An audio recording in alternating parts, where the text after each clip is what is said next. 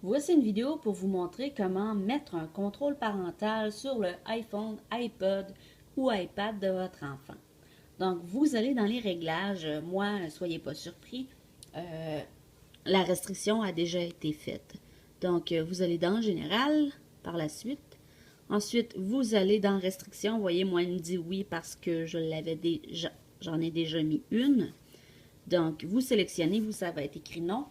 Vous choisissez un code à 4 chiffres. Il va vous demander de rentrer de nouveau le code à 4 chiffres pour la confirmation. Donc, pour les besoins de la cause, je vais juste cacher ça ici. OK, voilà. Donc, vous pouvez toujours par la suite désactiver si vous voulez la restriction. Il faut rentrer le bon code, bien sûr. Ça, ici, vous avez les applications. Si vous voulez empêcher vos enfants, exemple, d'utiliser Safari, vous pouvez le bloquer, appareil photo, FaceTime, iTunes Store, si jamais vous avez créé leur compte via votre carte de crédit pour l'achat des applications. Ça peut toujours être pratique, des fois, de le verrouiller, de sorte que s'ils veulent une application payante, qu'ils viennent vous le demander, dans ce temps-là, vous rentrez le code pour ensuite autoriser le téléchargement. Même chose ici, l'ajout des applications. Moi, j'ai bloqué la suppression des applications.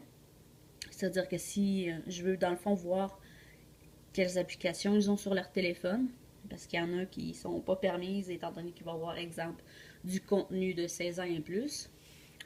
Donc, ça, j'ai bloqué ça ici. Vous pouvez aussi, encore là, comme je disais, si vous avez inscrit le compte, l'identifiant Apple de vos enfants sur votre carte de crédit, ça peut être intéressant de bloquer les achats intégrés. Si vous ne voulez pas que la facture augmente, enfin, que vous ayez des mauvaises surprises. Ici, musique postcard. Moi, j'avais bloqué le contenu explicite qu'on peut retrouver sur YouTube ou autre.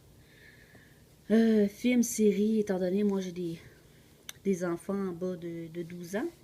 Donc, j'ai bloqué le contenu de 16 ans et plus, contenu adulte. Même chose pour les séries télé. Les livres aussi, des fois, ça me surprendrait. C'est rare que les enfants vont lire des livres sur des iPhones, peut-être plus sur des iPads. Mais j'ai bloqué, bon, les contenus explicites, tout ça. Même chose pour les applications. Parfois, on peut quand même accepter des applications dans lesquelles il peut y avoir un peu de violence, si on veut, là, des jeux où est-ce qu'on tire sur des zombies ou autres. Ça, dans ce temps-là, les enfants ont juste à venir nous le demander. Les sites web. Vous avez trois options. Soit accepter tous les sites web, soit limiter le contenu pour adultes, mais je ne sais pas trop jusqu'à quel point c'est efficace. Moi, ce que j'ai sélectionné, c'est vraiment, c'est très restreint, là. Je préfère que l'enfant utilise l'ordinateur avec le contrôle parental plutôt que l'iPhone. Donc, ceux qui sont permis, vous voyez ici, vous avez une liste que Apple a déjà rentrée dans sa configuration d'iOS 8. Je pense qu'iOS 7, c'est la même chose. Par contre, vous pouvez aussi ajouter des sites web. Comme moi, j'ai rajouté Tim Hortons. Des fois, ça peut être très pratique quand les enfants veulent embarquer sur le Wi-Fi, puis qu'ils sont justement chez Tim Hortons. Donc, vous pouvez en rajouter selon les préférences de l'enfant. Ici, moi, bon, je voulais pas qu'il y ait de compte Twitter, donc je suis venue bloquer. Compte Facebook, il y en a un, il n'y a pas de problème, mais ce que ça fait, c'est que ça vous donne le choix de ne pas autoriser des changements sur le compte, ou s'ils n'ont pas de compte, ben, ça reste intact, là, ils ne pourront pas s'en faire un, puis l'utiliser sur l'iPhone. Donc, les publicités encore là, bon, j'ai pas autorisé ça. Des fois, ils peuvent avoir des contenus particuliers. Donc, ça résume un peu là, ce que vous pouvez faire comme contrôle parental sur un iPhone. Étant donné que sur les Android, bien, il y a des applications qui sont habituellement payantes,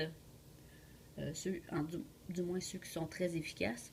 Donc, j'espère que ça va vous être utile. Puis, si jamais vous avez des commentaires, n'hésitez pas. Sur ce, bonne fin de journée.